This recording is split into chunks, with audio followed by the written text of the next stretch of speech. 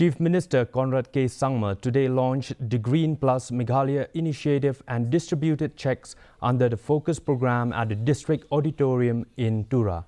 The event was organized by the Meghalaya Basin Management Agency. Addressing the event, Chief Minister Conrad Sangma stressed the significance of Green Plus Meghalaya in promoting sustainable development and environmental conservation.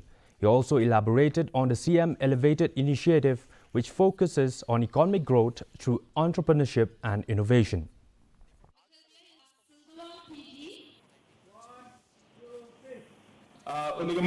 CM Elevate ni truba dalo ya dakpa daksa kanina kutsanga utne baka dakpa investment rang kutsanga sini state na rabainga jebong buanga bakya akan jawaha maina yang ko dalo sumerang dungja anga masia na simang ba speech na ko nanas change check rang ko manas kinga ha